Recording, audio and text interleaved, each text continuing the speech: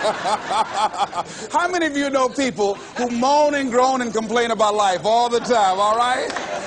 They might moan and groan about their job. I'm sick of this job. I'm sick of you. And they just moan and groan and complain all the time and never do anything about it. They haven't got to the point where they're sick and tired of being sick and tired.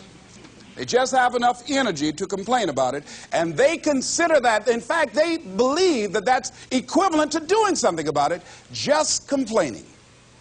No, that can't get you where you want to go. That cannot create your reality for you. The other thing that keeps most people from realizing their true greatness and their true potential, circumstances, their environment. There are many people who believe because of where they're born, because of the area where they are in life and where they find themselves, that's all they know. Given my circumstances, ladies and gentlemen, I shouldn't be doing what I'm doing right now. See, I know something about you, even not knowing you, that you've got greatness within you. You have the ability to do things that you can't even begin to imagine. You have talents and skills in you that you haven't even begun to reach for yet. No one could have convinced me, given my circumstances, given my background, that I would be doing what I'm doing right now. I was born in Liberty City on a floor on 62nd Street, my twin brother and me. When we were 6 weeks of age, we were adopted. When I was in 5th grade, I was identified as EMR, labeled educable mentally retarded, and put back from the 5th grade into the 4th grade, and stayed in that category until I got out of high school. I have no college training, but here's what happened. I had an intervention in my life. A man who saw something in me at a time that I did not see something in myself. I never forget being in his class one day waiting on a friend of mine who was there to rehearse for a play. He did not show up, and he asked me to go up to the board and write something on the board. And I said, I can't do that, sir. He said, why not? I said, well, I'm in a special education class. He said, what do you mean? I said, go up to the board and write what I'm about to tell you. I said, I can't do that, sir. Why not? I'm educable mentally retarded. And he came from behind his desk. He said, don't ever say that again. Someone's opinion of you does not have to become your reality. And that changed my life. It was Oliver Wendell Holmes who said that once a person's mind is expanded with an idea or a concept, it can never be satisfied to going back to where it was. So some of you are going to experience a breakthrough. Some of you are going to go back and look at your dreams and brush them off. Some of you are going to begin to look at yourself and say, hey, look here, I know I have not done all that I can do. Whatever goal that you have in mind, I want that to be a goal that will challenge you, something that will make you stretch. It was Osborne who said, unless you attempt to do something beyond that which you've already mastered, you will never grow. What is it that you looked at some point in time and you decided that you couldn't do it, that you talk yourself out of it? Whatever it is, bring it back out there. How are you going to do it? That will come to you in due time. So you don't get in life what you want, ladies and gentlemen. You get in life what you are, not what you want. And see, the good news is that we can always become more by working to develop ourselves. So the first process of making this your decade, you've got to begin to take a look at your life and look at where are you right now? What are your strengths? What are your weaknesses? What gives your life a sense of fulfillment, a sense of joy? What does a full, rich life means to you?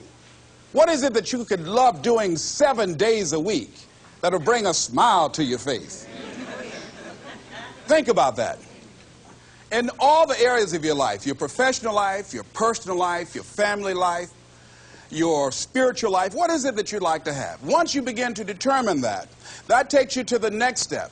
And that is, once you decide what it is that you want, now you've got to decide that you deserve that. Repeat after me, please. I deserve the best that life has to offer. I deserve to find my purpose in life. Shake somebody's hand on your right and left and say, find your purpose.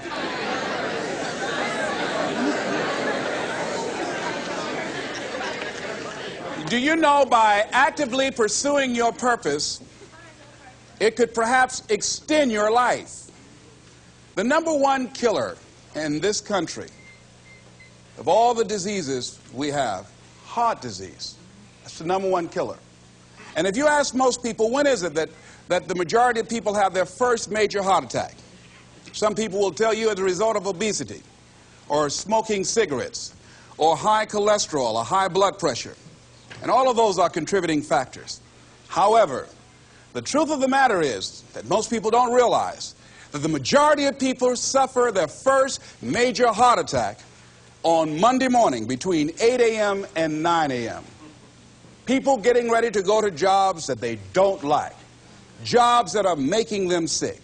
You see, when you're not pursuing your goal, you are literally committing spiritual suicide. When you have some goal out here that you're stretching for and reaching for that takes you out of your comfort zone, you'll find out some talents and abilities you have that you didn't know you have.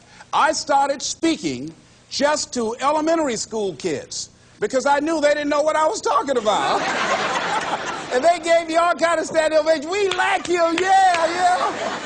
Then I graduated up to junior high school and then to senior high school and then to various community groups and church groups and civic associations and then to colleges and to businesses. Now I'm traveling across the country and then traveling nationally and internationally. But I never would have discovered what I'm able to do right now if I wasn't willing to take a chance.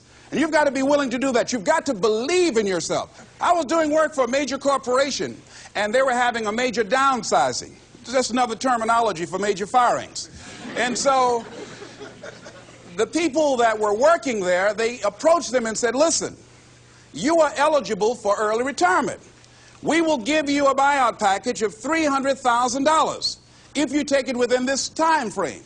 However, after this time frame, when we have the downsizing, you might be among the people cut and you will lose all of the benefits that we're talking about right now, and the most you can get is 2 weeks severance pay. Ladies and gentlemen, only 50% of the people that were eligible took this. Let me tell you something. If I'd been there, I'd have gone to ask for your check. Listen, Marvin told me to get his check. He's home with his mama. What?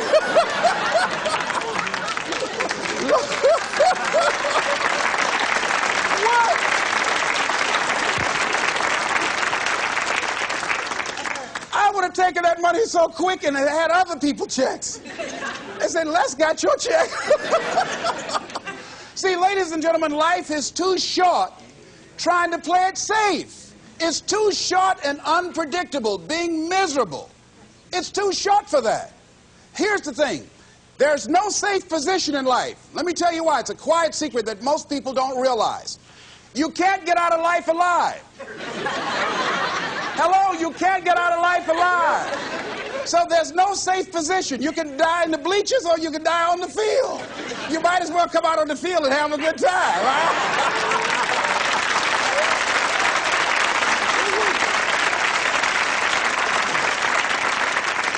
So if you want to make this your decade, you've got to decide to be bold. See, you got to be bold in life. You got to take life on. I remember I was at a major corporation. I had to give a presentation, and there were two guys sitting across from me, and the guy said to the other fellow, looking at the last two finalists, and that involved my firm and their firm, said, listen, looking at the credentials, this guy doesn't have any credentials. We have an advantage here. We've got 2 PhDs between us. I got up and I went in the bathroom and started talking to myself. I said, Les Brown, what do you care about their 2 PhDs? You have 6 children. And a mama to take care of. And I went in that meeting, and first of all, I went there walking bold, looking good, feeling good, and smelling good, all right?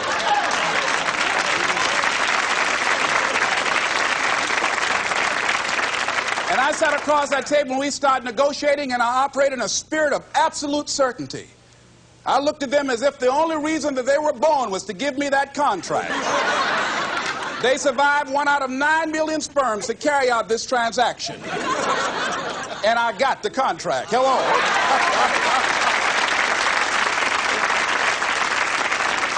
So you got to decide to be bold. Most people go through life trying to creep. No, no, no. Trying to be casual about it. No, no, no. You go through life being casual, you'll end up a casualty. No. You've got to be bold in life. You've got to take life on.